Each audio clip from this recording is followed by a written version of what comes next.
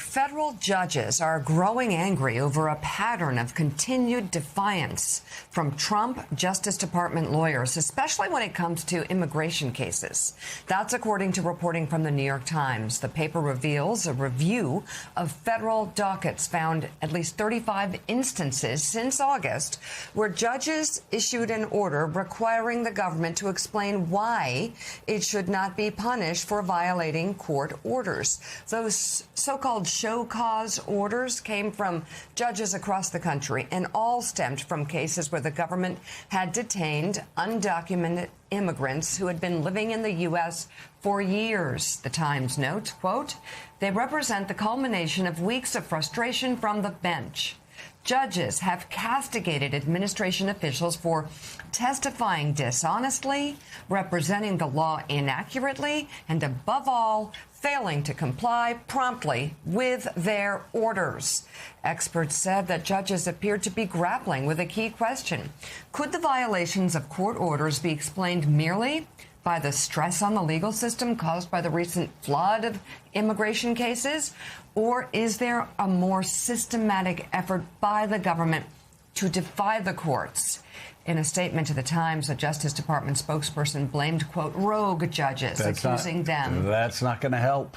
Of not following the law or allowing high caseloads, and adding that the Trump administration was, quote, complying with court orders. A lie. And fully enforcing that federal is immigration a lie law. As well. Let's bring in right now MS Now senior legal reporter and former litigator Lisa Rubin. Lisa, as you know, I am but a simple country lawyer.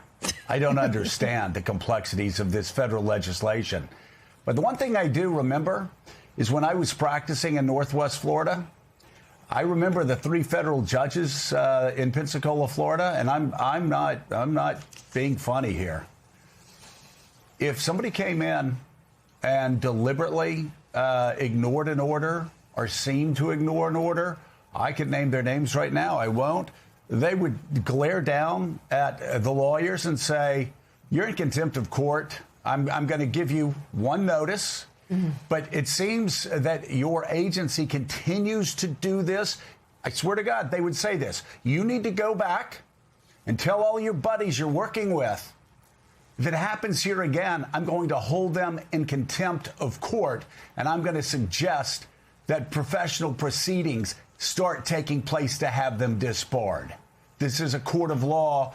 You have to start actually following the orders that we hand. I mean, that's just black and white. So I guess my question is, when I read all of these judges, federal judges being upset, I'm wondering why they just don't handle it the way most federal judges would handle this. Well, Joe, in some cases they have, right? They have said to Department of Justice lawyers, if X doesn't happen by Y time, I will hold you in contempt, or I am going to hold you in contempt for every day that X doesn't happen. But I also want to suggest to you there is a meaningful disconnect between what we'd call the career or line prosecutors who are dealing with these cases and the decisions that are being made at the Department of Justice. And on more than one occasion, you have also seen some of these lawyers sort of throw up their hands and express their own frustration, not only about the workload, but about the fact that they cannot see behind the decision making. They cannot access the wizard behind the instrument, right? They can't see the Wizard of Oz. They can't see that it's just a little man, but they know that somebody is making decisions that aren't being properly explained to them. In one case in Minnesota recently, you had a lawyer who was being loaned out to the Department of Justice because they have so few lawyers at that U.S. Attorney's Office, essentially say, I am so tired. If you hold me in contempt, that would be the best thing that ever happened to me because I could finally sleep. Right. That's not normal federal prosecutorial behavior. And we should be cognizant of the fact that the people who might be at risk of being held in contempt aren't actually the folks making the decisions, much less do they have the information necessary to understand what those decisions are and how they're being made. But the DOJ calling them rogue judges, calling them crazy, dismissing them for partisan reasons certainly is not going to help their standing in a lot of those courtrooms. Let's talk about another federal judge. Aileen Cannon, Lisa, has permanently barred the release of Jack Smith's report on President Trump's handling of classified documents. Yesterday, the Trump-appointed judge granted the president's request to keep the final report sealed. The classified documents case is one part of a 2-volume report produced by the former special counsel and his team. The first part, the report on their investigation into the president's alleged attempts to overturn the 2020 election, was released last year.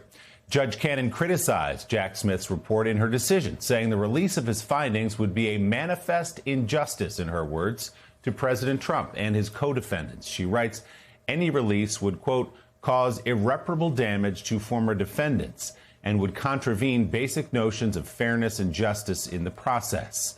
Cannon noted in her ruling that while special counsels have historically shared their findings publicly, they usually do so after dropping charges or winning convictions. Neither happened in this case. Judge Cannon dismissed the charges after ruling Jack Smith was illegally appointed special counsel. So, Lisa, it was Judge Cannon herself who ruled that Jack Smith was appointed illegally, and therefore, she says, this file should not be made public because of that ruling she made.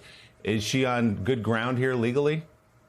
Well, let's go back to her dismissal order, Willie, which she was making a decision there that no federal judge has made, basically basing the dismissal of the classified documents case on a dissent by Justice Thomas, picking up that thread and then deciding that Jack Smith was unlawfully appointed under the Constitution's appointments and appropriations clauses. So at the very base of all of this is a decision that was aberrational.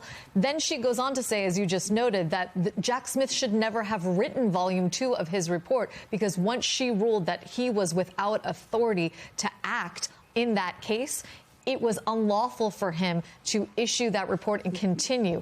I should note, Jack Smith did appeal that finding. She says his problem was he didn't ask for a stay. But I want to go to something more fundamental here, because in her order yesterday, she says it would be an injustice to air these allegations against not only President Trump, but the two co-defendants in this case, noting that special counsels typically issue their reports after the conclusion of those cases. That's simply not the case. When you look back to the Mueller report, for example, there was an index to that report that was full of all sorts of cases that had been referred to other U.S. attorneys' offices. Once Mueller had finished his work, it wasn't as if all of the fruits of their labor were concluded. Rather, there were a bunch of open investigations and open cases that were being prosecuted by Department of Justice lawyers all over the country. And so, A, this is a situation of her own making, and B, while no one can appeal this decision, I want to make sure that you and our viewers know that there are a couple of good government groups